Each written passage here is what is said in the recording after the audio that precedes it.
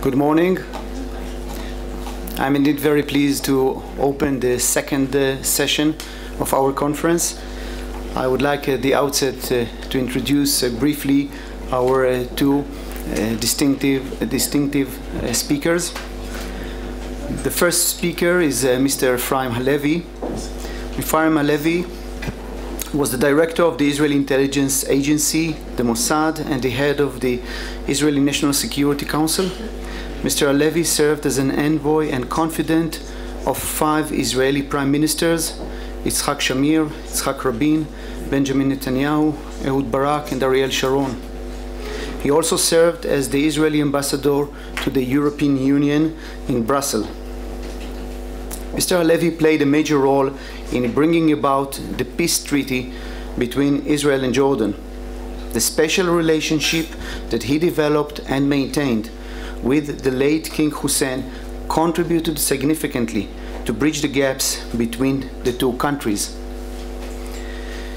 He is the author of the book titled The Role of the Intelligence Community in the Age of Strategic Alternatives for Israel, and he also published the book Man in the Shadows, covering Middle Eastern history since the late 80s. Our second speaker is Professor Shimon Shamir, who is Emeritus of Modern Middle Eastern History at Tel Aviv University. His main research fields are Ottoman and modern history of the Middle East, intellectuals and ideologies in the Arab world, contemporary Egypt and Arab-Israeli relations. Professor Shamir published several books and numerous articles. His recent book is titled The Rise and Decline of the Warm Peace with Jordan, Israeli Diplomacy in Hussein Years. Professor Shamir headed the Shiloh Center for Middle Eastern and African Studies, and he founded and became the first director of the Israeli Academic Center in Cairo. On the state level, Professor Shamir served as Israel's ambassador to Egypt and the first ambassador to Jordan. He was also one of the 3 members of the Or Commission, which investigated the clashes between the police and Israeli Arab citizens between 2000 and 2003. Without further ado, I would like to give the floor to Mr. Ephraim Halevi.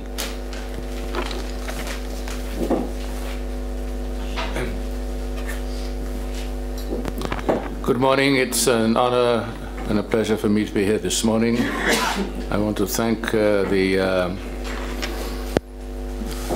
Truman Institute for inviting me to be present here this morning and to talk to you.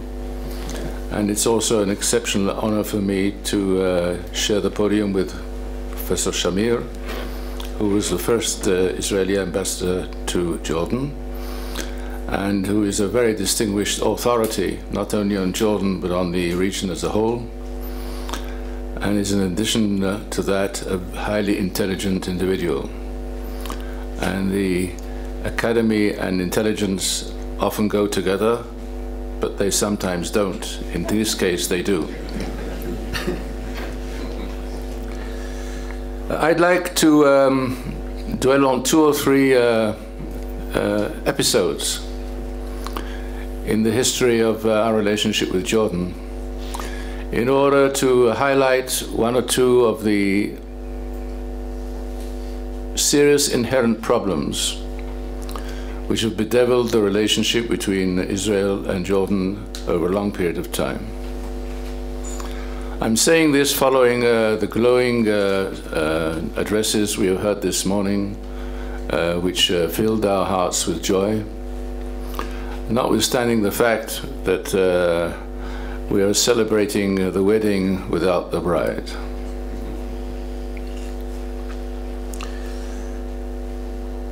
When it first became necessary to arrange for the first public meeting ever between His Majesty King Hussein and the late Prime Minister Rabin, both of blessed memory, Rabin called me in and said to me, I don't want to go all the way to Washington just to shake the king's hand, because people will say to me, you could have shaken his hand across the river, where you've met him more than once. So you had to try and travel 12,000 kilometers or however much it is just to shake his hand. We have to give substance to this meeting. This meeting has to have something with substance. Rabin was also always a man who sought the substance and not only the ceremony.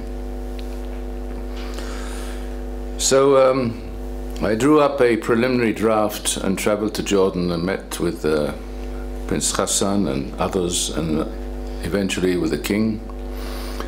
And I had a 5-page draft of what became later the Washington Declaration. And this declaration did not contain anything concerning Jerusalem. But the king at the last minute inserted a clause on Jerusalem.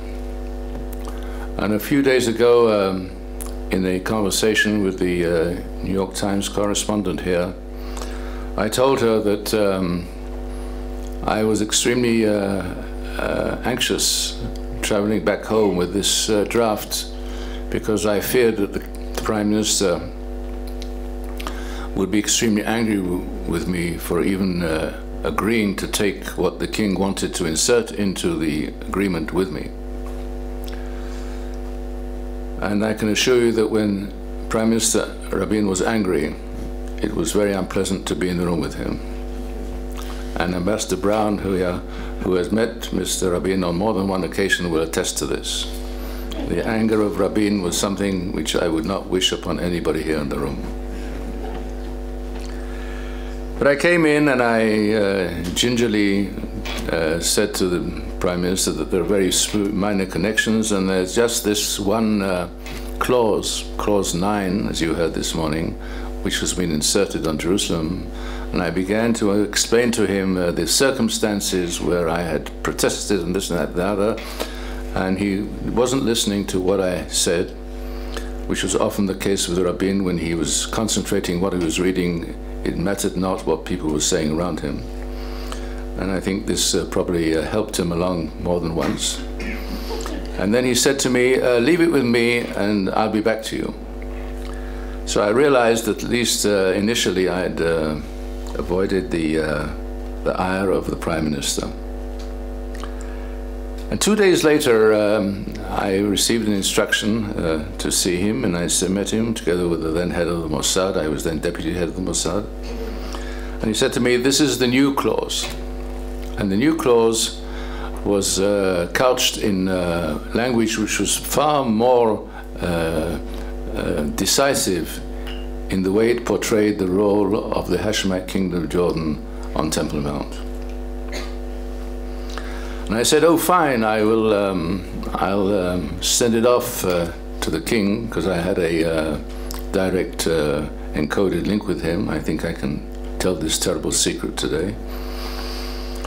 And the Prime Minister said, no, you will travel and pass it on to His Majesty. I said, but look, it's only, 50 words or something like that. He said, you don't realize this is a historic event concerning Jerusalem. And this is not going to be the subject of a small passage of cables. You will travel to the king at once and you will give him this wording. And I called Amman, and I already had telephonic contact with Amman through means I will not discuss this morning. And within 2 days I was in Amman and meeting His Majesty, who was then attired in the uniform of the Marshal of the Royal Jordanian Air Force, who was brilliantly attired with all the medals and everything and the ranks. And he made a beautiful sight. He was a very charming man, attired. And he read the language and he understood it at once, and he beamed with satisfaction. I think that Rabin understood what he was doing.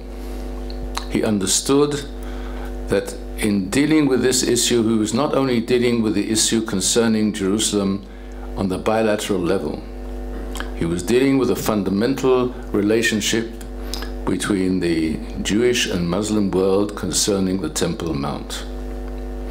And he was signaling to the entire Muslim world through the peace treaty with Jordan that the ultimate reconciliation between the Jewish people and the Muslims in the area would entail and necessitate a regulation of the situation on the Mount, which would become a symbol of the way in which the two religions could coexist. The second time that the relationship with the king and the prime minister came up in a distinctive way was several hours before the ceremony which took place on the White House lawn in July of 1994, which preceded the signing of the peace treaty in the Arava Desert. And those of you who will recall that there was an event on the White House lawn,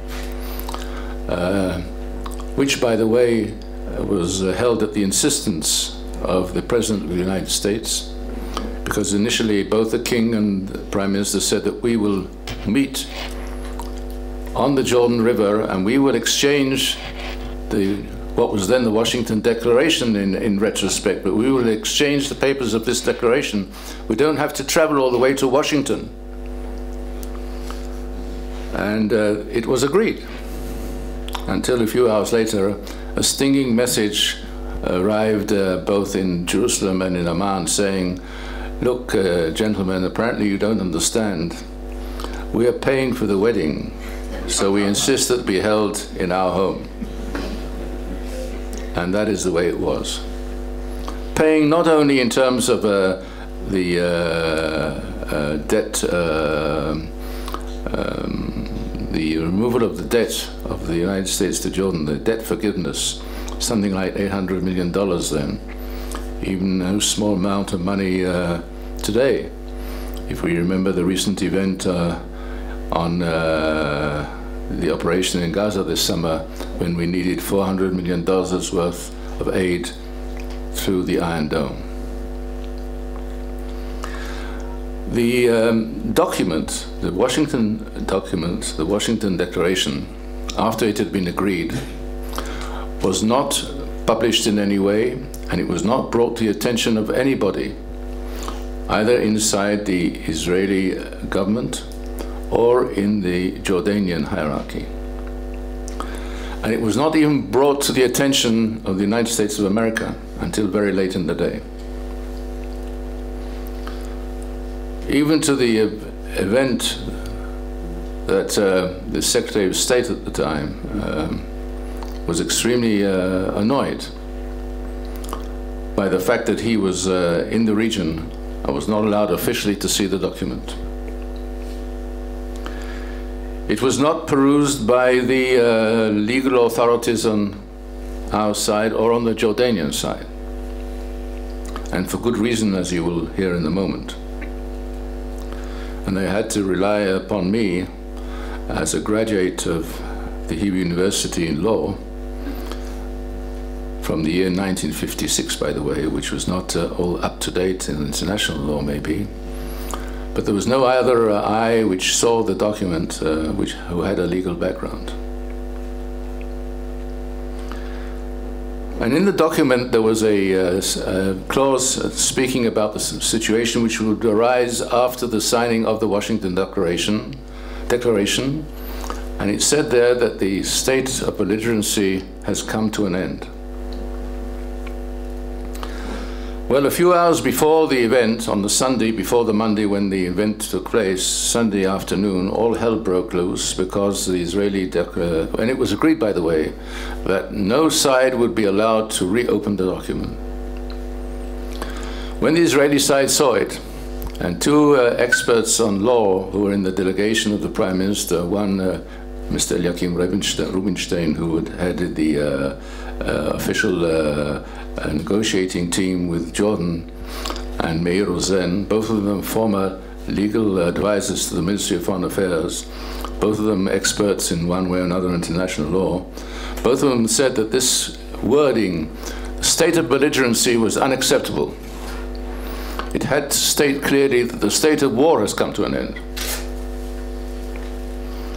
And when told that the document cannot be changed, they said that if so, then the document is devoid of legal substance on this issue. So the Prime Minister sent me on a mission to the Jordanian delegation, to my contact man there, and timidly told him that unfortunately there had to be a slight correction on the document. And of course I belittled it as far as possible, simply to change one word for another, which is more or less the same and so forth. Instead of belligerency, white war, and that's it.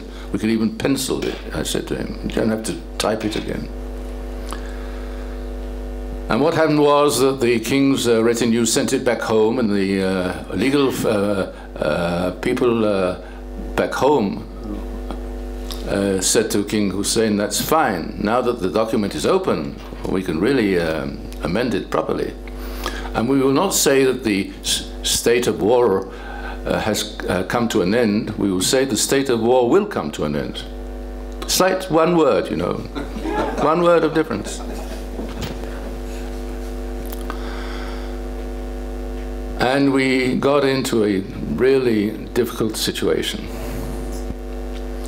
And I telephoned my contact man. I said to him, look, it's difficult. We can't accept your changes, but you will have to accept our changes, and so on and so forth.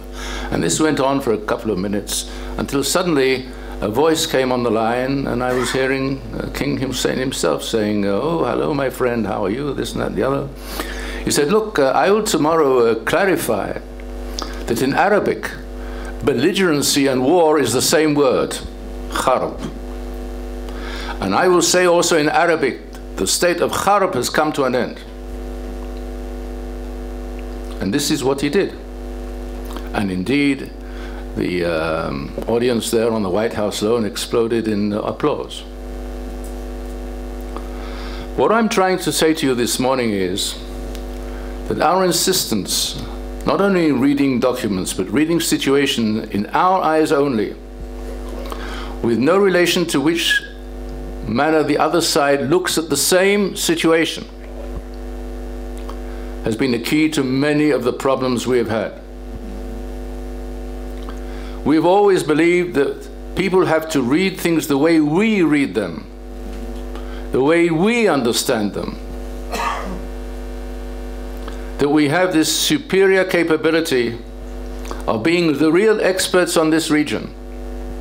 There's no other expert. And even if the Secretary of the United States recently says something which is not acceptable, then we say that they are ignorant about the Middle East. Not making mistakes, ignorant. Whereas we are the receptacle of wisdom upon the entire globe.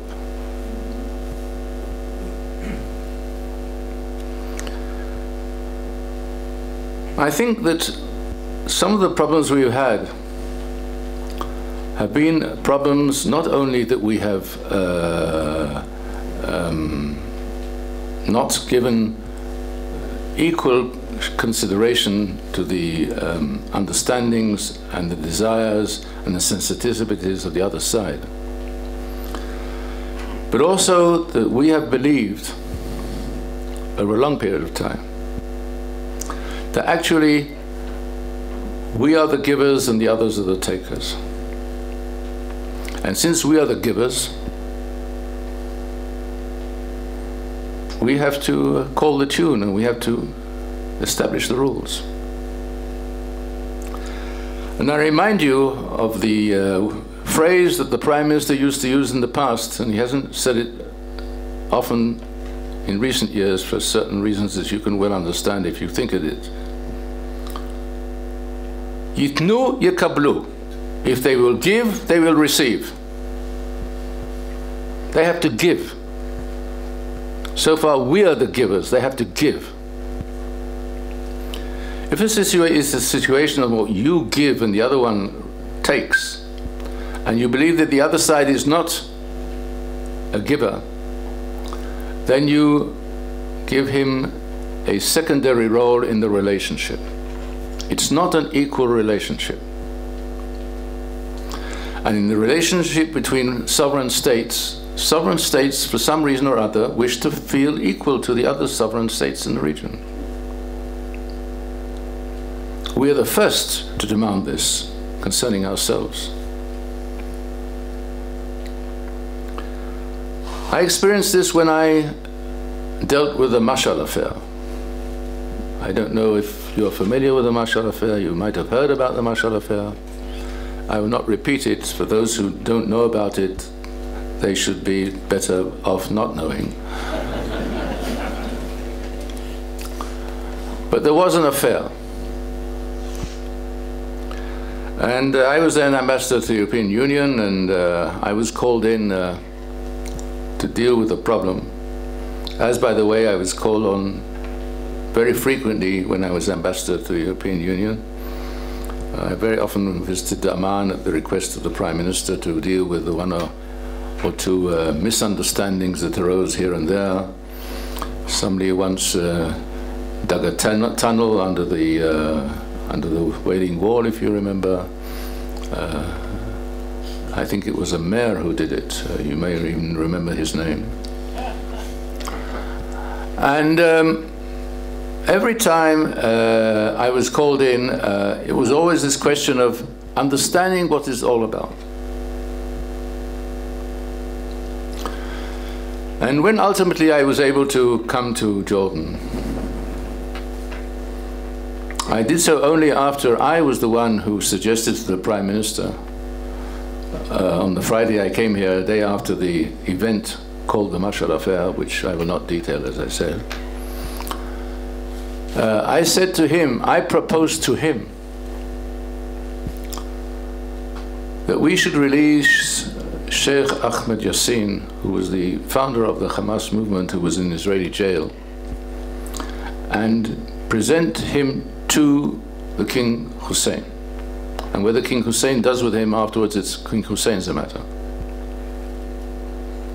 And I realized that what Hussein would do would be that he would hand over Ahmed Yassin to Yasser Arafat, which of course was the ultimate humiliation for Arafat, that he would have to receive Ahmed Yassin from the hands of the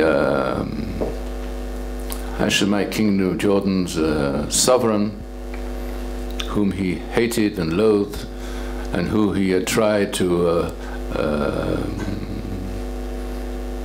kill, actually, in 1970, in an operation that he launched from Syria into Jordan.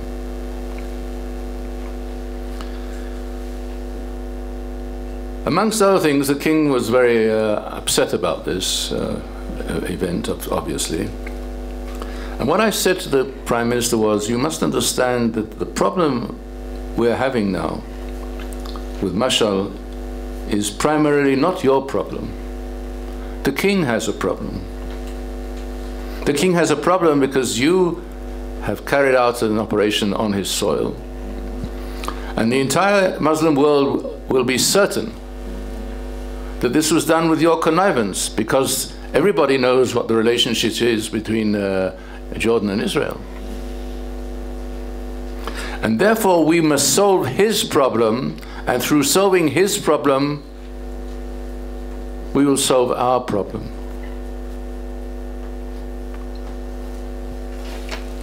I think too much in the relationship which we have had with Jordan and Israel has been a constant effort to deal with our problems and our necessities. Yes, here and there we gave them water and so forth.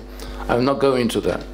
By the way, we gave them water far before the peace treaty, years and years before. I arranged for meetings on the second story of a central London pub where the chief engineer of Tahal, the Israeli water planning authority, used to meet with his Jordanian counterpart, Dr. Khadadin, and there they used to discuss problems of water and how to deal with the problems of water. So the problem, I said, was that. And when ultimately I came to the king after having made this proposal to his brother and so forth, and everything had been, it was clear that we were on the right track to solve the problem. We had a long talk and the king was in a very, very sad mood. Amongst other things, he said to me, you know what really rattled me about this operation you had on my territory was not only what you did, but also the fact that the way you did it, the unprofessional way in which you had performed this operation, the total lack of care that you took even on the fundamentals, that you sent over people with a Canadian cover who had never ever been to Canada, so that the first time the consul of Canada spoke to them within minutes, he knew that he was not talking to Canadians. What this meant for me was that you have a total disrespect for our capabilities in the counterintelligence field. It is an insult to us, not only the fact that you did it here, but the way you did it. Because this fell on very, very fertile ground from their point of view. They always felt that they were being treated as second-class partners to the arrangement. They felt that from our point of view, they were going to be part of the entire Middle East, which of course was going to be replanned by the Israelis who knew, not the ignorance in Washington, but the wise men in Jerusalem. They were going to replan the Middle East, and Jordan had a role in this replanned Middle East. Well, not too much of a role. Let's not exaggerate it. And this I'm saying today, ladies and gentlemen, after 20 years of the peace. Until we can come to terms with trying to deal with our partners, whether we like them or not, and I think basically we really like them, we dislike them. I certainly dislike them. I'm not talking about Jordan, I'm talking of other partners. I have extreme dislike for them, as many people in this room.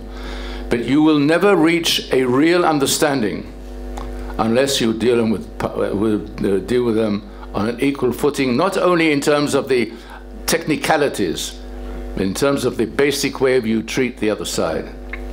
And that is the problem we have with Egypt, and that's the problem we had with Jordan, and that's the problem we're going to have with the others in the region, and that's the problems we're going to have with the Gulf states.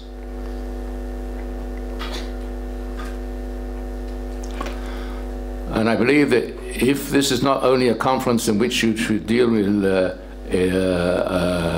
in an exercise of self-praise of all the achievements of the last 20 years, and I'm not going to belittle any of the achievements mentioned this morning, especially not if they come from the mouth of the Deputy Minister of Foreign Affairs, whom I respect both because of his personality and the position he occupies.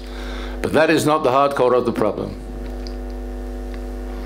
And if I've succeeded in getting this message over this morning, maybe I will have performed at least a minor service in what I believe should be the views of others in positions of decision-making.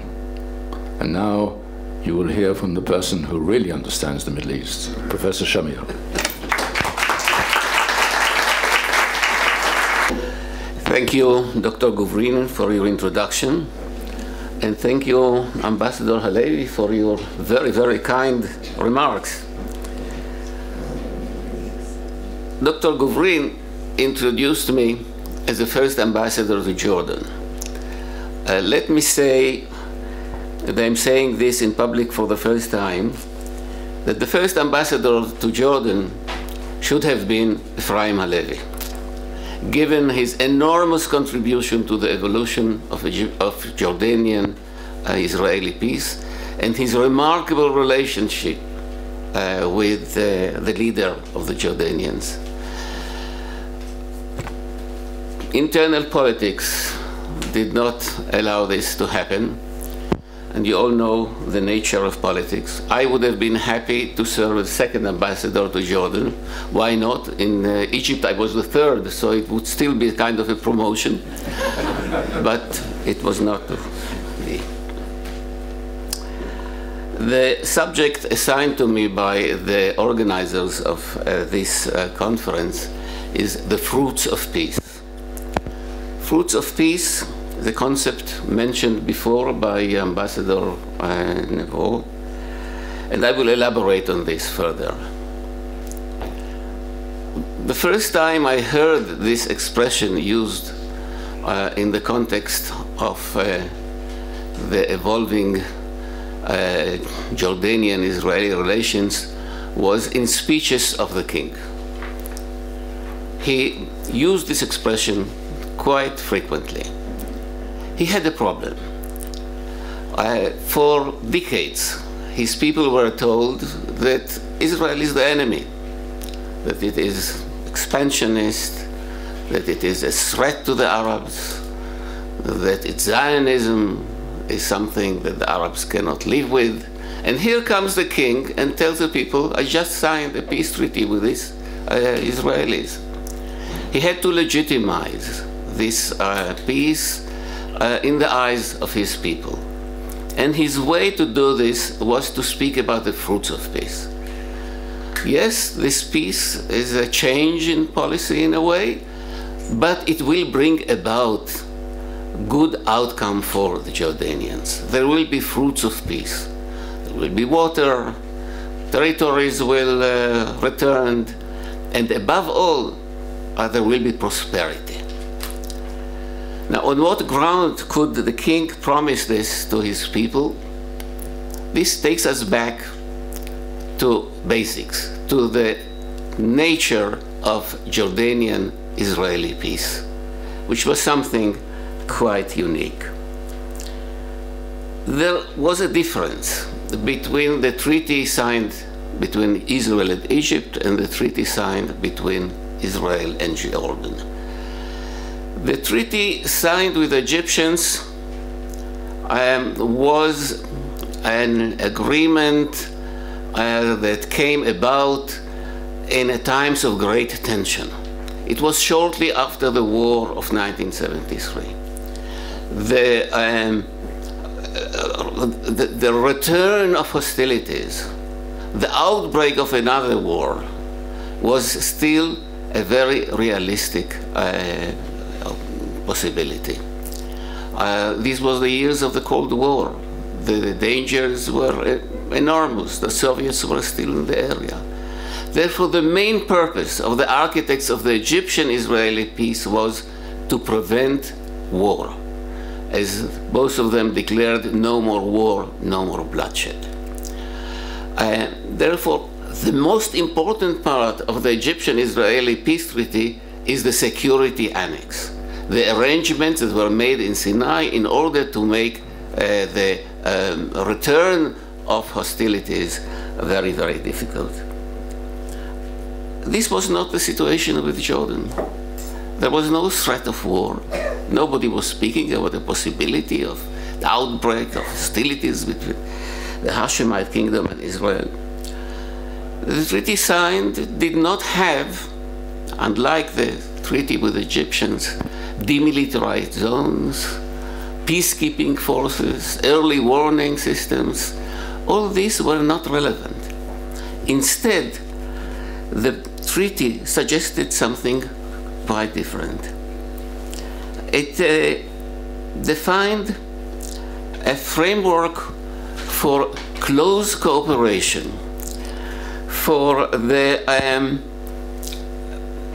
development of extensive economic partnership, of implementation of very ambitious infrastructure projects.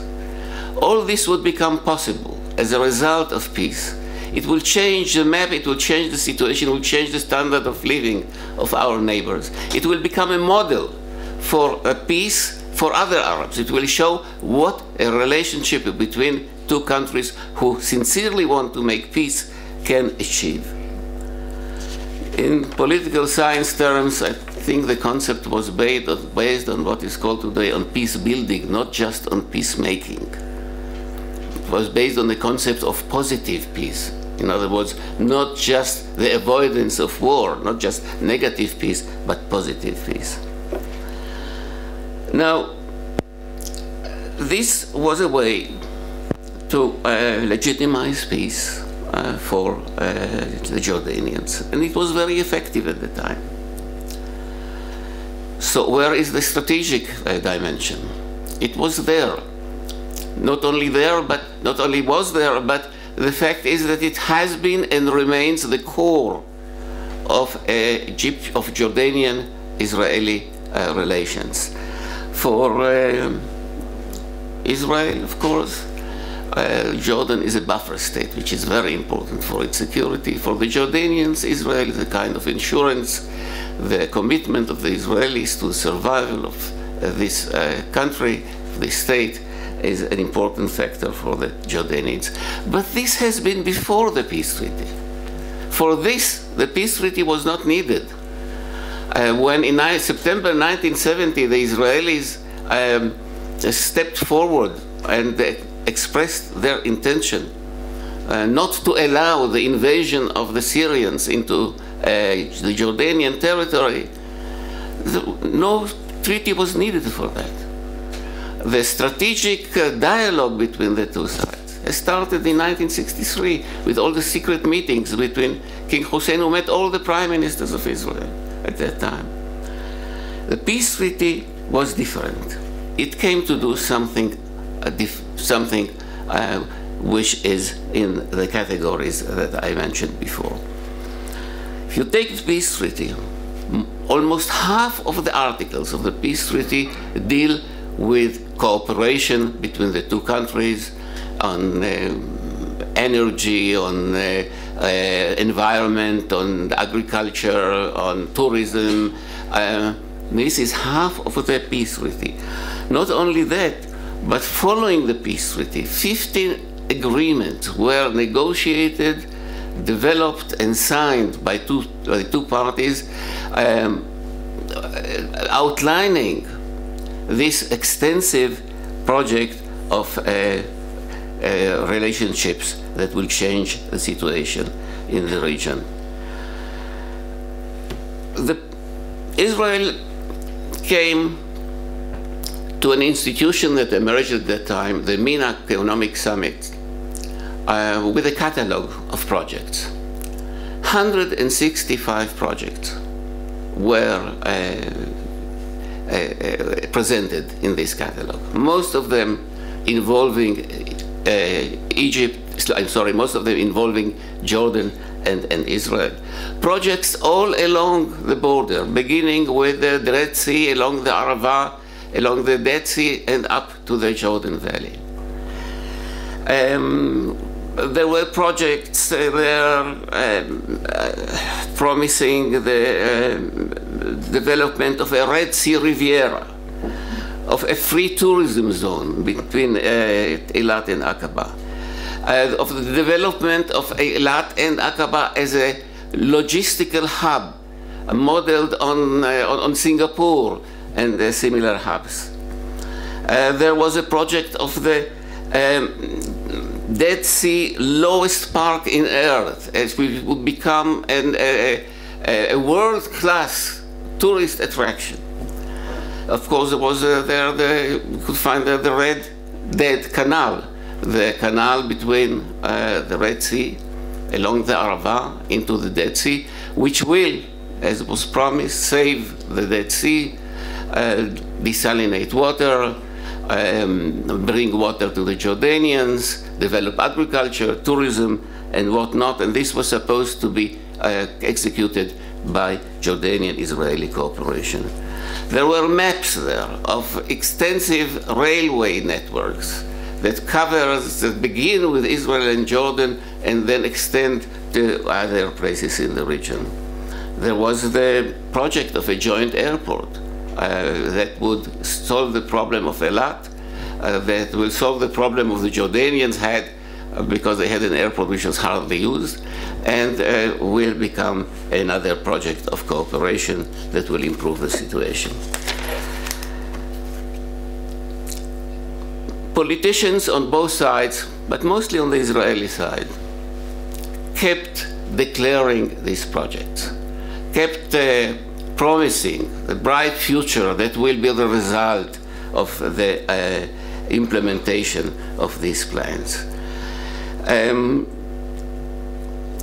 There developed an axis between Shimon Peres and Prince Hassan, which was parallel to the axis between Prime Minister Rabin and King Hussein.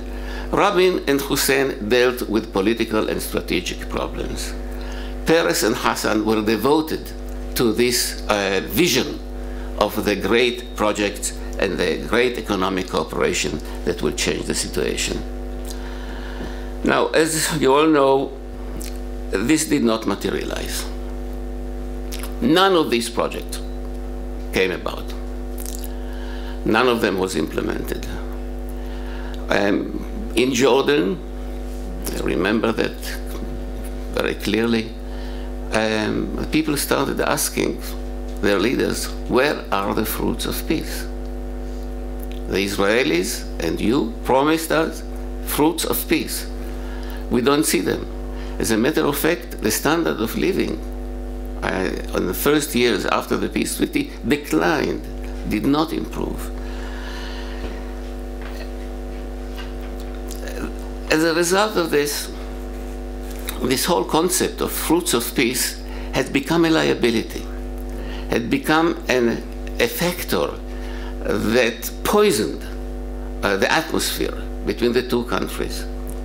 I remember Yitzhak Shamir said once, let me quote him, "I am afraid that this peace will ruin the good relations with Jordan." Now, what did he mean by this? He had good relations with Jordan before the peace. At the time of the Gulf War, he met King Hussein. The two managed to reach agreement on a code of conduct in this crisis, and the two of them honored that agreement and did so with mutual respect. So all this happened without a peace treaty. Now comes the peace treaty. It introduces all these subjects of projects and economic cooperation and so on. I am afraid, this is the gist of what Yitzhak Shamir meant, I am afraid this will ruin the peace. It did not ruin the peace, but it created bad blood between the two sides.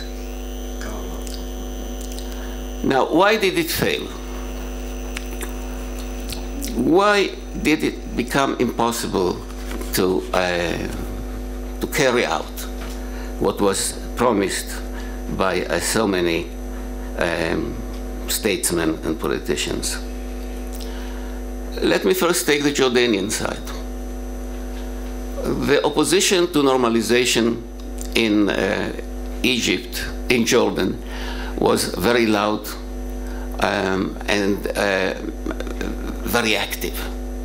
The Jordanian opposition established a committee for fighting normalization.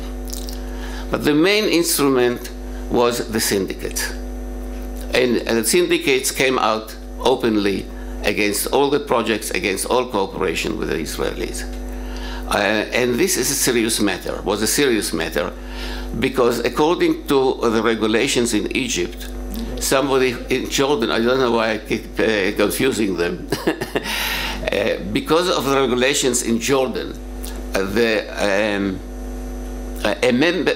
everybody who wants to practice his profession must be a member of his syndicate.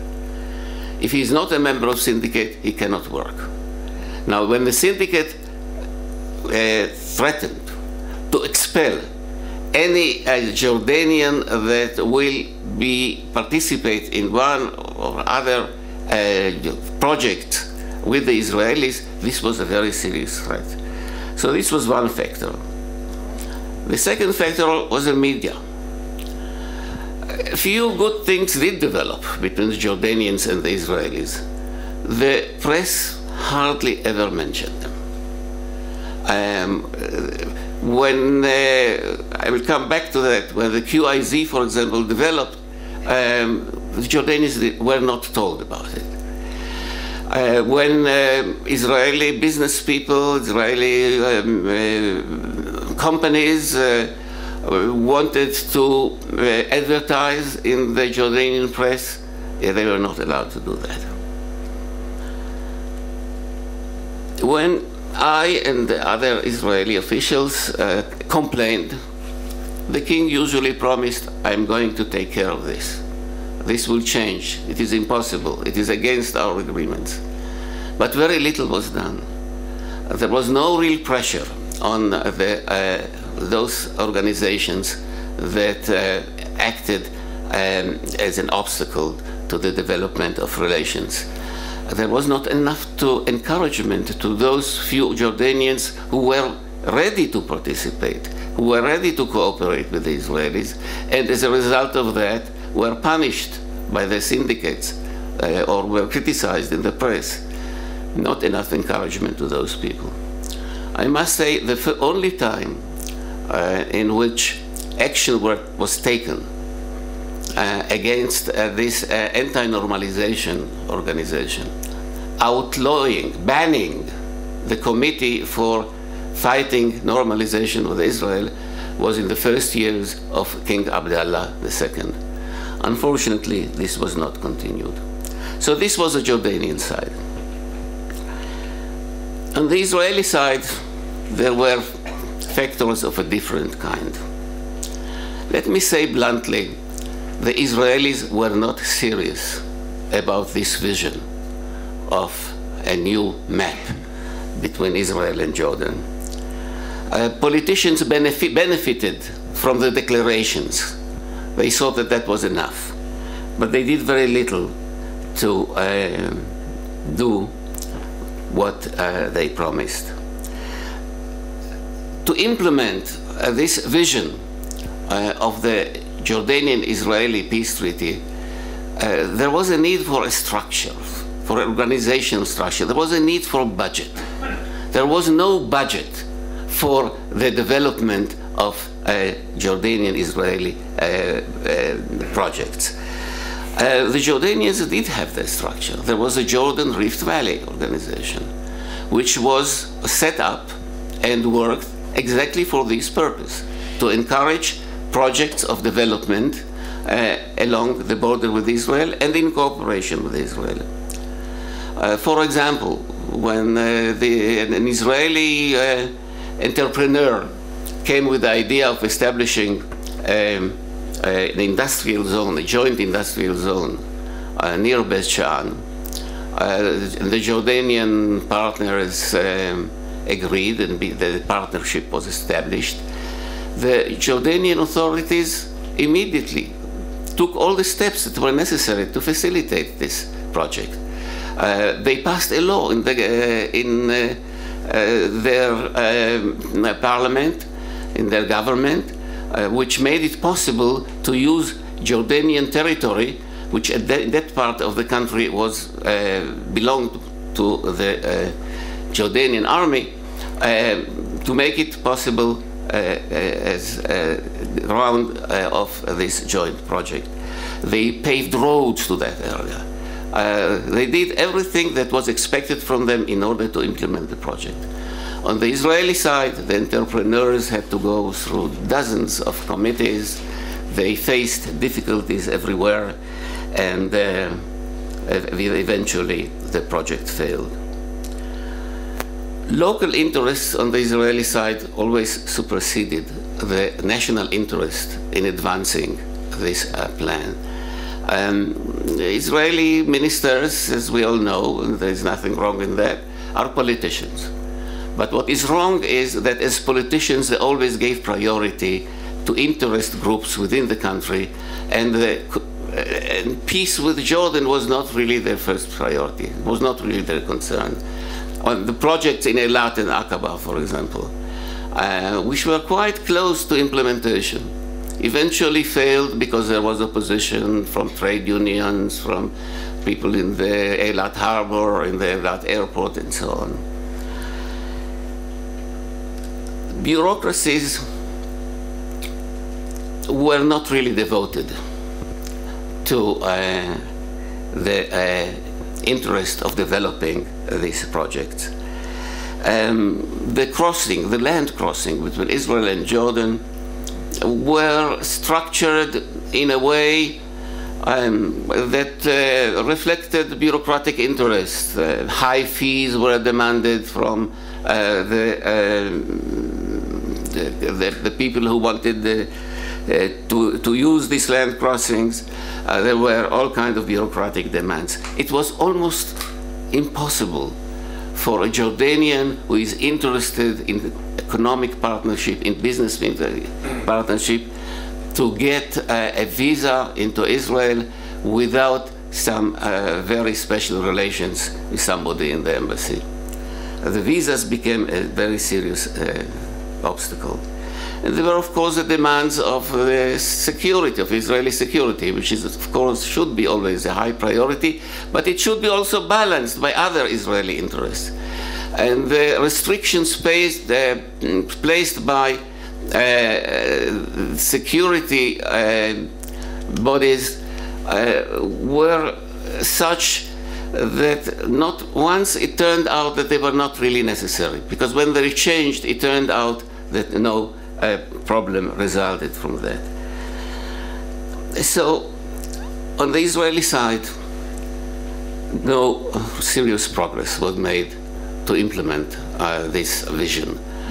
If you want to go one step further to the underlying causes of this failure, I would say that many Israelis and many of those who should have worked for this realization did not really internalize the peace relationship with Jordan. The behavior of many functionaries was with great suspicion, with great reluctance. There was a feeling that this is something that should be treated with great reservations. I remember when the line between Amman airport and Ben Gurion airport was opened, and the first aircraft started flying between the two countries. It turned out that the airplanes coming from Amman go toward the airport toward the Ben Gurion airport. They fly above it and continue flying, and fly deep into the Mediterranean Sea, and then turn around and land in Ben Gurion airport. A flight that could have taken 20 minutes lasted an hour and a half. As an ambassador, I tried to find out what the reason was. And I received from the one person in charge a sentence which I can never forget. He said, "We are built to take airplanes from the West. We are not built to take airplanes from the East." This was the crux of the matter.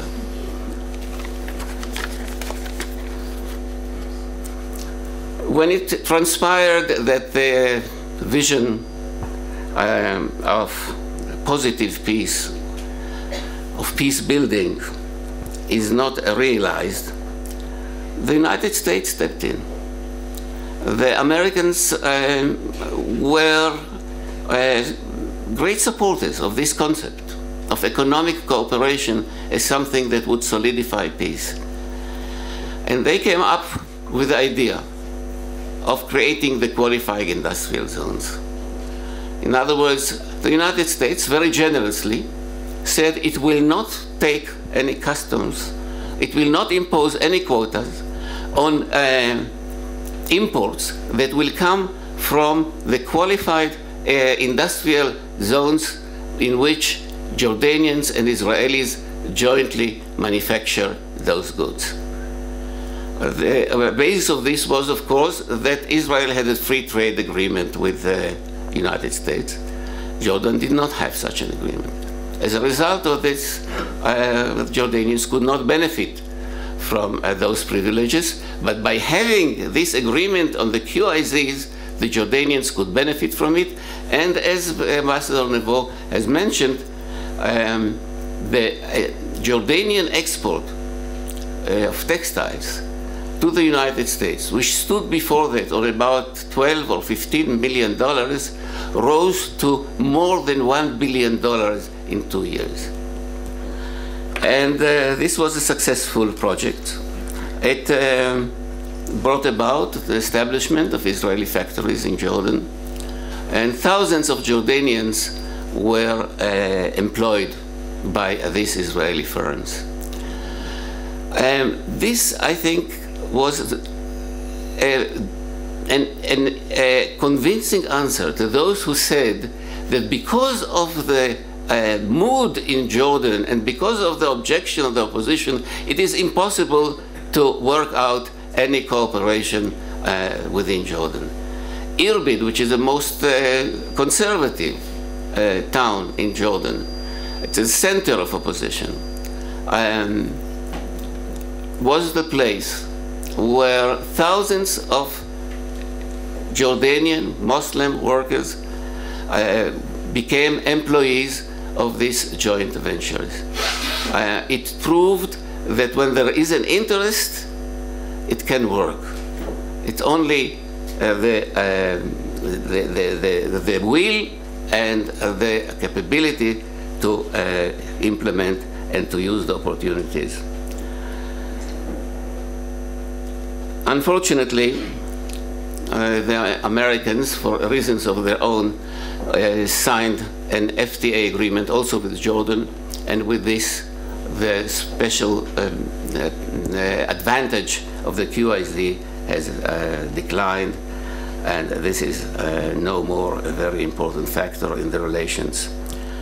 Other projects developed in time. We heard about the desalination of water, the provision of natural gas to Jordan. All these developments are very important, and I think we should all welcome them, but they are no longer within the framework of that vision that I mentioned. So to conclude, what would be the lessons for Israeli diplomacy? I would say, first, that we should never make promises that we cannot implement. Certainly not promises that we do not intend to implement. This is detrimental and it backfires. We should also remember, and I think Ambassador Halevi mentioned that we have to be sensitive to the vulnerabilities of our partners. From the moment we signed the peace treaty, Jordanians and Israelis are in the same boat. And what hurts the Jordanians is a problem for us, and vice versa. We should not be, our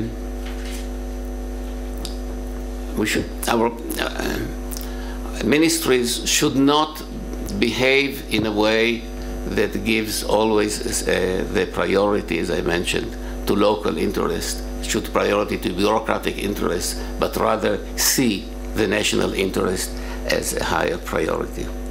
And above all, this has not yet been mentioned here, we should always remember that the quality of Israeli-Jordanian relationship depends on the quality of our relations with the Palestinians. This is the main concern of the Jordanians, and as long as we don't make progress in this direction, relations with Jordan will be very, very difficult to maintain on a higher level. Thank you.